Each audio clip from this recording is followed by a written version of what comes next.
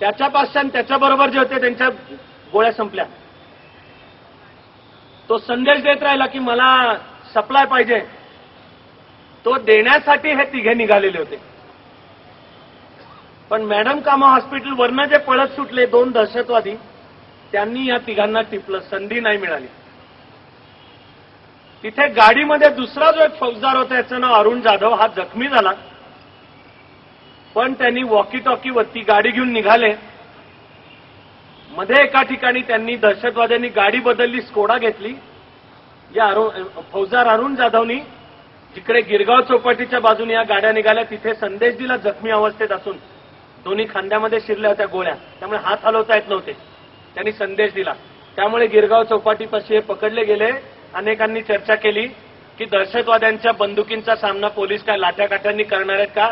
आपण नागरिकांनी लक्षात घेतलं पाहिजे की पोलिसांनी लाठ्याकाठ्यांनी सुद्धा सामना केला. एरवी आपण पोलीस खात्याबद्दल अनेक गोष्टी बोलतो आणि त्या दुःखाच्या आहेत. ते आपलंच आहे, दुःखाच्या आहेत.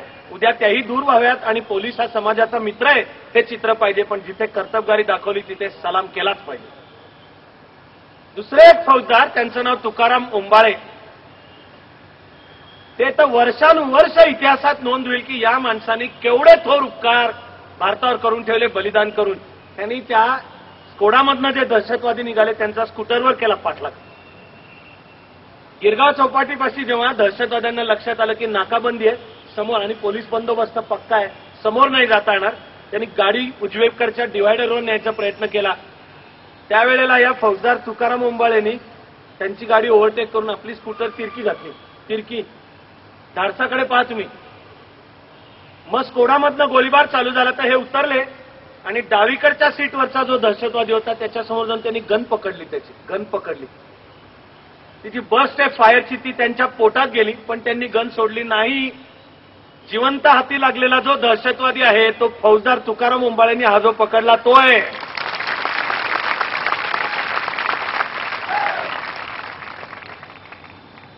म्हणजे आपलं कर्तव्य बजावताना कळतंय डोळ्यासमोर की प्राण जाणार, पण त्यांनी वाचवलाय. मित्र, या देशाला, या देशाच्या याही परिस्थितीमधली अब्रू राजकीय पुढाऱ्यांनी वाचवलेली नाही.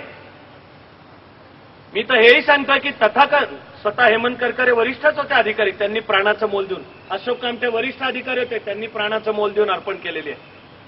त्यांच्यापासून ते जो सामान्यातला सामान्य त्या रात्री ड्युटीवर होता, मला ऍक्च्युली त्याचं फुटेज पाहताना नंतर एका गोष्टीचं विशेष वाटलंय आणि मी तुम्हाला निश्चित सांगतो की ते निश्चित स्पिरिट आहे. मुंबईकडे आहे, पुण्याकडे आहे, महाराष्ट्राकडे, भारताकडे आहे. ते म्हणजे गिरगाव चौपाटीवर जेव्हा हे दहशतवादी ताब्यात सापडले त्यांना लोक तुडवत होते. लोक जाऊन तुडवत होते. रस्त्यावर गल्ली गल्लीत यापुढे दहशतवाद्यांना तुडवण्याचीच व्यवस्था व्हायला पाहिजे. आणि जागृत नागरिक हे करू शकतोच. मी या घटना घडल्यानंतर मात्र मुद्दाम सहकुटुंब दुसऱ्या दिवशी गेलो मुंबईला. एक तर मला या माझ्या सर्व सहकाऱ्यांच्या भेटीगाठी घ्यायच्या होत्या. जाण्यानी म्हणायचं होतं की आम्ही आहोत बरोबर, शब्दांचा उपयोग नाही या ठिकाणी. ज्या कुटुंबांचा लॉस आहे त्यांचा तो शाश्वत लॉस आहे.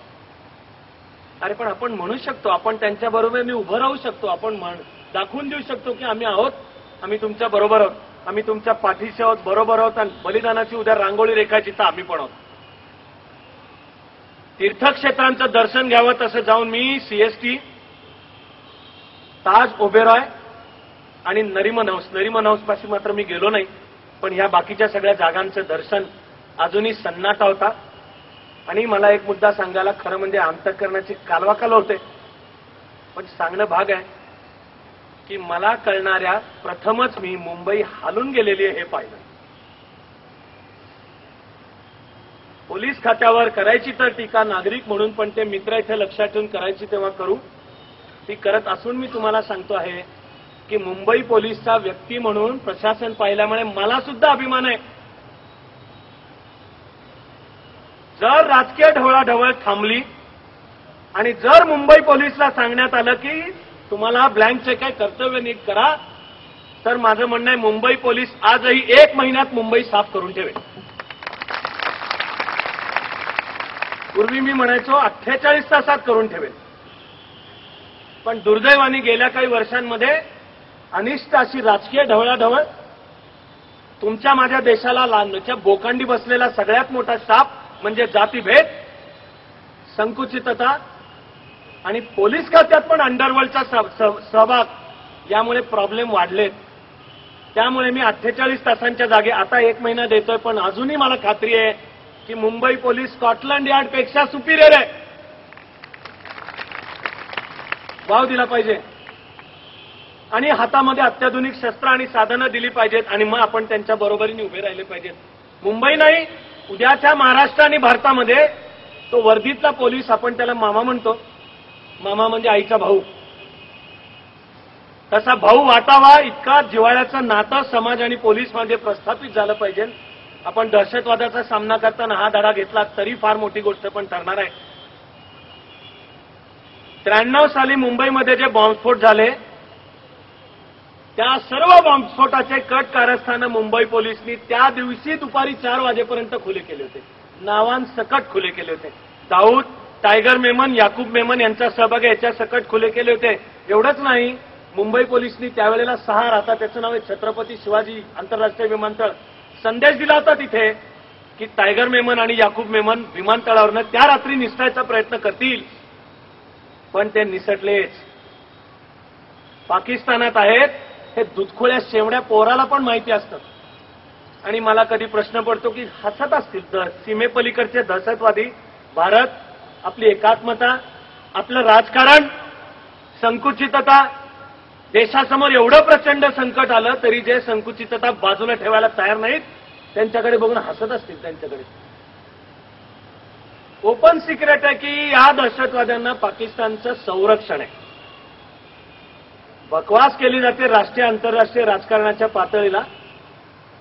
अजूनही अमेरिकेचं जे जागतिक राजकारण आहे त्यामध्ये अमेरिका जास्ती पाकिस्तानच्या बाजूची आहे.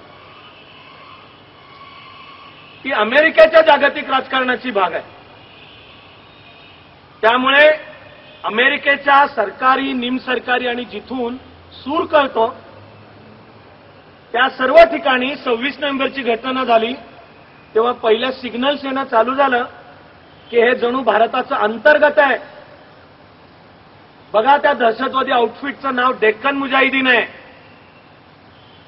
अमेरिकेच्या जबाबदार वृत्तवाहिन्यांवर सुद्धा मी हे भाष्य आणि या दिवसात ऐकलेलं आहे की काश्मीर प्रश्नातनं हे उद्भवलेलं आहे, देशांतर्गत सुद्धा आहे आणि India needs to put its house in order. त्यामुळे तू पण गप, मी पण बघ आणि भारताच्या दगडाखाली सापडल्यासारखं आता आंतरराष्ट्रीय परिस्थिती काय निर्माण होऊन बसली आहे की भारत पाकिस्तान दोन्हींकडे अण्वस्त्र आहेत. त्यात भारत जबाबदार देश आहे हे आता अमेरिकेसकट जगाला मान्य आहे. पण पाकिस्ताननी गेल्या 10 वर्षात 3 वेळा त्यांच्या देशाच्या प्रमुखांनी धमकी देऊन झाली जाहीर की आम्ही अणुबॉम्बचा वापर करू. हे वाक्य सुद्धा बेजबाबदार वाक्य आहे. पण गेल्या 10 वर्षात म्हणून झालं. आणि कुठल्या वेळेला म्हणून झालं? अरे, त्यावेळचे भारताचे पंतप्रधान 1999 मध्ये त्यावेळच्या पाकिस्तानचा पंतप्रधान नवाज शरीफ याला मैत्रीचा हात पुढे करतात. तो महिना फेब्रुवारी 1999 आणि त्या वेळेला पाकिस्तानचं सैन्य काश्मीरमध्ये घुसखोरी करून तोलोलिंग, टायगर हिल आणि वेगवेगळे जे शिखर 2 किलोमीटर 5-7 आतमध्ये घुसून ताब्यात घेत असतात. स्टील आणि सिमेंट वापरून त्या शिखरांच्यावर बंकर्स बनवत असतात आणि आपल्याला डोळे खाडकन उशिरा उघडल्यासारखं कळतं की हे घडलेलं आहे.